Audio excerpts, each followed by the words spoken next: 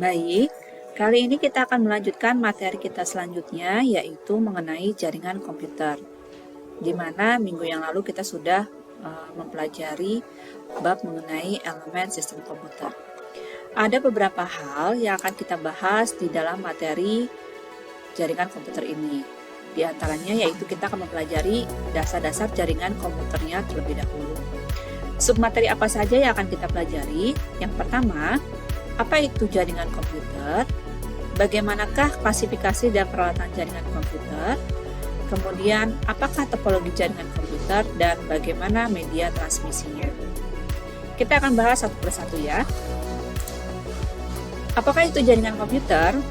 Jaringan komputer adalah sebuah sistem yang terdiri dari komputer dan perangkat jaringan lainnya yang bekerja bersama-sama untuk mencapai suatu tujuan yang sama.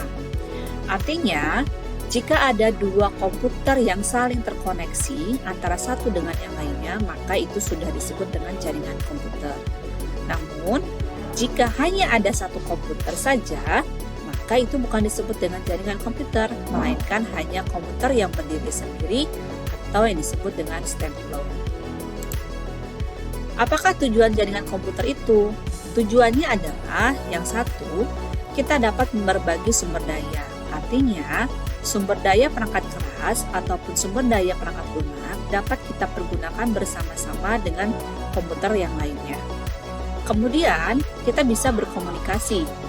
Apakah itu kita bisa mengirimkan surat elektronik, instant messaging, chatting, dan lainnya. Kemudian tujuan berikutnya adalah agar mempermudah akses informasi. Contohnya kita bisa mempergunakan yang namanya web browsing. Apa manfaat dari sebuah jaringan komputer? Untuk skala perusahaan atau organisasi besar, manfaat jaringan komputer itu adalah satu, kita bisa berbagi resource sharing ya. Jadi seluruh program, perangkat keras yang ada di dalam sebuah jaringan komputer itu dapat dipergunakan oleh setiap orang yang ada pada jaringan tersebut tanpa dipengaruhi di mana dia letak lokasinya, apakah jauh atau tidak. Yang berikutnya, reliabilitas tinggi. Artinya, ada sumber alternatif persediaan. Jika kita memiliki data-data yang terdapat pada klien, data tersebut dapat kita backup pada komputer servernya, sehingga kita memiliki sumber alternatif persediaan datanya. Berikutnya, ada skalabilitas. Skalabilitas ini adalah kemampuan untuk meningkatkan kinerja sistem secara berangsur-angsur.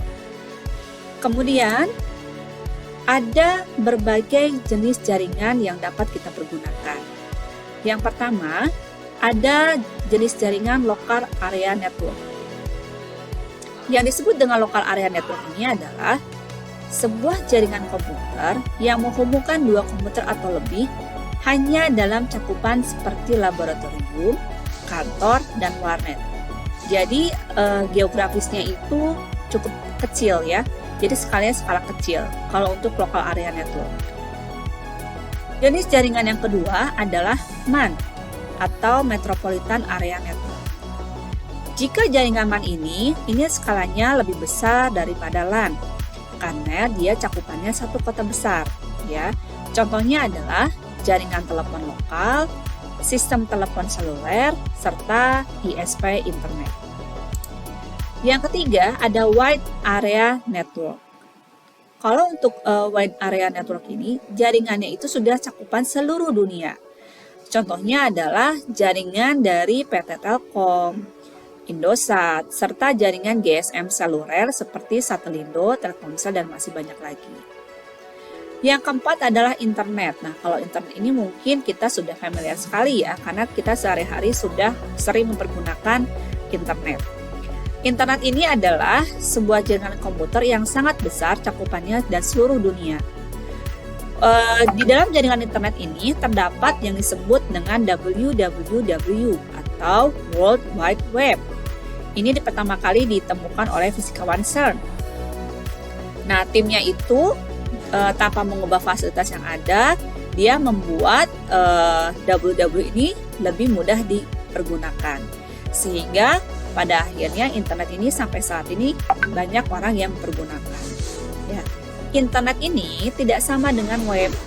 Internet adalah sebuah jaringan komputer global yang terdiri dari jutaan komputer yang saling terkoneksi dengan menggunakan protokol yang sama untuk berbagi informasi secara bersama-sama. Nah, bagaimana cara internet bekerja? Cara internet bekerja itu, mereka saling berkomunikasi satu dengan yang lain dengan menggunakan protokol IP dan TCP, ya, Internet Protocol dan Transmission Control Protocol, atau UDP, User Datagram Protocol. Sehingga, setiap pengguna internet ini pada setiap jaringan itu bisa mengakses semua layanan yang disediakan. Nah, berbanding dengan WWW yang tadi ya, kalau World Wide Web ini dia mempergunakan protokolnya bukan TCP/IP, melainkan HTTP, ya. Nah, di dalam World Wide ini tersimpan sebuah koleksi dokumen multimedia yang dapat diakses oleh siapa saja. Nah, begitulah cara internet bekerja. Kemudian, ketika kita akan membangun sebuah jaringan komputer sederhana, kita memerlukan berbagai perangkat keras jaringan. Yang pertama, kita harus memiliki komputer server, di mana komputer server ini komputer yang melayani permintaan komputer klien dengan menyediakan berbagai sumber daya seperti memorinya, hard disknya, atau printernya. Sehingga jika ada klien yang meminta ingin mencetak dokumen, maka server ini harus memberikan layanannya terhadap komputer klien. Kemudian, apa saja fungsi komputer server? Yang pertama, dia harus bertanggung jawab melayani permintaan komputer klien. Yang kedua, dia harus menyediakan resource untuk bisa dipergunakan bersama-sama, apakah resource-nya itu berupa perangkat keras atau hardware atau perangkat lunak, ya. Dan yang ketiga, dia bertanggung jawab mengatur lalu lintas data dan dapat menyimpan file atau data agar bisa diakses bersama-sama menggunakan file sharing. Yang kelima, mampu mengatur hak akses dalam sebuah jaringan, sehingga tidak semua klien itu bisa diberikan aksesnya untuk bisa membuka data yang ada pada jaringan komputer. Jadi, oleh komputer server ini diberikan hak aksesnya siapa saja yang boleh login, siapa saja yang tidak boleh. Kemudian yang keenam, menyediakan database atau aplikasi yang dapat dijalankan di semua komputer. Kemudian juga melindungi komputer klien dengan memasang firewall atau anti-malware di komputer server. Perangkat keras berikutnya yang bisa dipergunakan adalah komputer klien. Nah, komputer klien ini dijabarkan sebagai komputer yang digunakan untuk mengakses layanan yang disediakan oleh komputer server. Nah, selain disebut dengan komputer klien, orang juga banyak mengucapkan atau menggunakan komputer klien ini dengan istilah workstation, ya. Jumlah komputer klien dalam sebuah jaringan biasanya lebih dari satu komputer, dan biasanya disesuaikan dengan jumlah pengguna yang ada pada sebuah instansi atau perusahaan. Seperti kalau misalnya di sekolah-sekolah, lab komputer itu komputer kliennya tergantung dengan jumlah siswa yang berada di kelas. Kalau misalnya dalam satu kelas ada 36, maka minimal ya tersedia 36 komputer klien. Ya, jadi tergantung dengan kondisi yang dibutuhkan oleh perusahaan atau instansinya. Nah, apa saja fungsinya dari sebuah komputer klien? Satu, dia bisa mengakses data dan informasi yang disediakan oleh komputer server. Yang kedua, digunakan sebagai komputer kerja. Yang ketiga, sebagai administrator, ya. Dan kemudian juga dalam komputer klien ini, si komputer klien ini bisa meminta layanan-layanan yang telah diberikan oleh komputer server. Nah, itu adalah komputer klien dan komputer server. Nah, berikutnya, alat yang bisa kita pergunakan lagi untuk membangun sebuah jaringan komputer adalah hub dan switch. Ya, bisa dilihat bahwa di sini ada gambarnya, yang ini adalah hub dan yang di bawah adalah switch. Sebetulnya keduanya sama, memiliki fungsi yang sama sebagai penghubung antar komputer. Ya, semua komunikasinya itu dilalui atau dilewati di dalam hub dan switch. Ya, namun hub dan switch ini dengan fungsi yang sama, tapi memiliki pola bekerja yang berbeda. Mengapa demikian?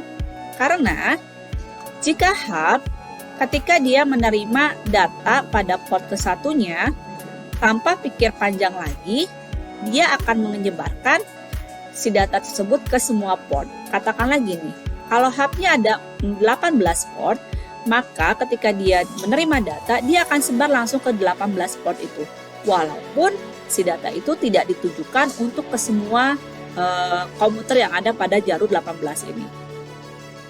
Tapi, jika kita menggunakan switch, nah switch ini agak sedikit lebih pintar daripada hub. Kalau switch menerima data pada port pertama dan ingin ditujukan pada port yang kelima, dia tidak akan disebar. Dia akan langsung menuju port 5. Jadi tidak akan melewati 2, 3, 4, 6, dan selainnya. Dia hanya langsung menuju titik poinnya, titik pusat yang ditujunya, yaitu port kelimanya. Mengapa demikian? Karena di dalam switch itu, dia sudah memiliki tabel yang berisi informasi device-nya yang masuk ke dalam portnya yang disebut dengan MAC address-nya. Jadi katakanlah setiap port yang ada pada switch ini punya alamatnya, sedangkan hub itu tidak. Ya, nah ini adalah perbedaan antara hub dan switch. Jadi sekali lagi, jika dalam fungsi sama, tapi dalam pola bekerja itu tidak sama. Karena switch ini katakanlah lebih cepat, lebih pintar dibandingkan hub. Kemudian perangkat keras yang berikutnya adalah kabel UTP dan konektor RJ45. Jadi kabel UTP ini yang ini ya, ini jenis kabel yang bisa dipakai untuk membuat jaringan komputer. Biasanya kabel UTP ini bisa dipergunakan untuk jaringan lokal ya, yang kecil. Sebetulnya kabelnya ada banyak, ada fiber optik gitu ya. Cuman untuk yang lebih sering dipergunakan dalam satu ruangan itu menggunakan kabel UTP. Dan konektornya disebut dengan RJ45. Nah ini bentuknya. Kemudian perangkat yang berikutnya adalah router. Router adalah perangkat jaringan yang berfungsi menghubungkan dua jaringan atau lebih, sehingga data dapat dikirim dari satu jaringan ke jaringan yang lain. Ya, bentuknya hampir mirip dengan hub, tapi kalau router ini dia menghubungkan dua jaringan, jadi lebih luas lagi saling terkoneksinya. Kemudian ada wireless card. Nah, kalau wireless card salah satu perangkat jaringan yang dapat menghubungkan dua device secara nirkabel. Nirkabel itu maksudnya adalah tanpa kabel ya. Jadi dia tidak menggunakan media kabel. Berikutnya ada bridge. Ini adalah bridge. Dia fungsinya memperluas suatu jaringan sekaligus untuk membuat segmen jaringan. Yang ke-8 ada repeater. Nah, ini adalah alat penguat sinyal.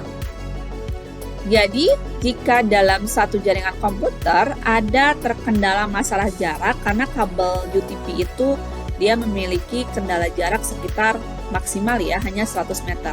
Nah, untuk memperkuat sinyalnya kita bisa mempergunakan repeater. Kemudian access point. Access point ya, ini sudah sering kita lihat, ini bisa menggunakan teknologi untuk Wi-Fi, Bluetooth, wireless, dan lain sebagainya. Dan yang berikutnya adalah LAN tester dan tang crimping.